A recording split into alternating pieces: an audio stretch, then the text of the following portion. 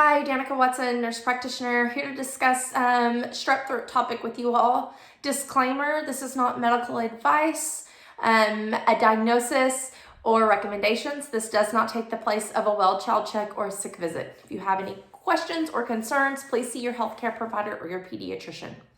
So a sore throat or strep throat is what we're going to discuss today.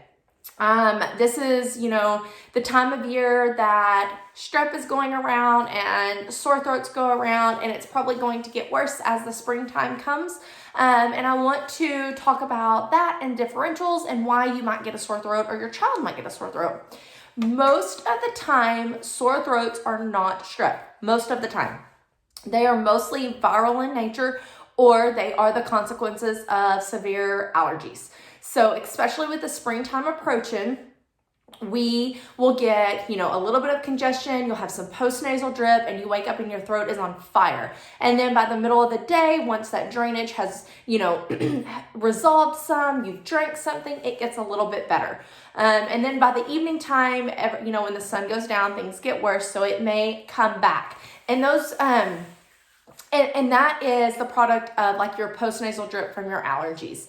And a lot of times when we look at your sore throats, we do see your throat is red and your tonsils may be a little bit swollen, but that does not necessarily mean bacteria. I also want to point out white spots don't necessarily mean bacteria on your throat. It could be a number of things.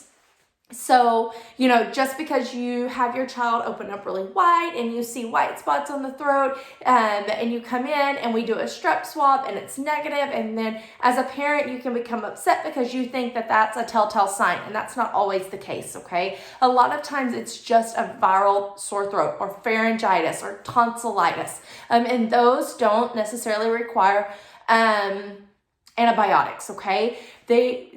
In America, we have a overuse of antibiotics, and so we as practitioners really need a positive throat swab, a positive culture that shows that your child or you yourself actually have bacteria in your throat before we give those antibiotics. We do not want to give them to you proactively or to treat your symptoms, because when you really, really need them, they won't work.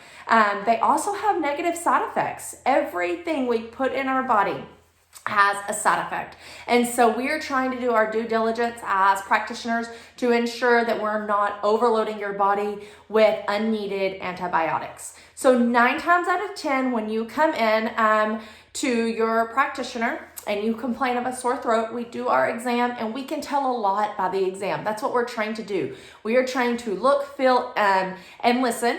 And when we look and feel your throat and your head, etc., we can mostly make a determination, a diagnosis. You occasionally will need that strep test for sure, to be definitive, and I would say a lot of times those strep swabs are negative because it is a viral infection or it is a side effect of something else going on. So moms, dads, students, don't get discouraged when you feel like you can't swallow, you can't eat, your throat is just on fire, and then we tell you don't have strep throat. Okay, it is usually a side effect of something else. There are supportive care. There is supportive care that you can do, even proactively before you come and see a practitioner. Most babies, they'll run a fever. Most children, they'll run a fever. Most children under 2. It is very rare that a child under 2 gets strep throat, okay? So that's like something that, you need to assess on your child too. Are they 12 months old? They probably don't have strep throat. They could, but more than likely it's something else. So fever, their age, and then some supportive care, like I was saying, you could do nasal saline. You thin that mucus out that's sitting way back in the back of your nose, back of your throat. Thin it out, you let it's easier to drain, and then in the saline that you mix with that saliva, that mucus, tones down the acidity of it so it doesn't burn as bad when it's going down, and so you can expel it forward.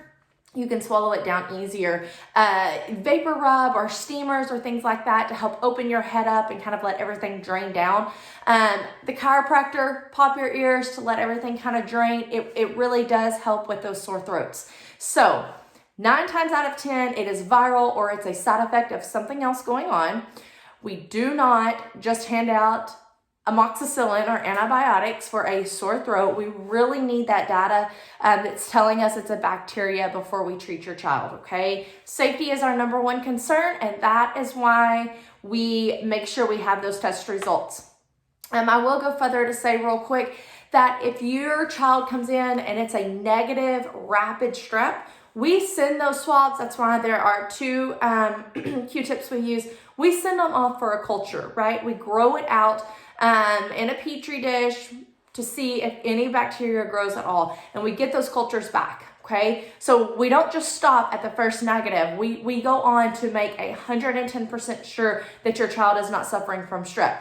Because yes, there are consequences of untreated streptococcal infections, and that is why we take those precautions and those steps to ensure your child is a true negative. If you do have any questions or any concerns, like I said, see your healthcare provider or your pediatrician. Y'all have a great day.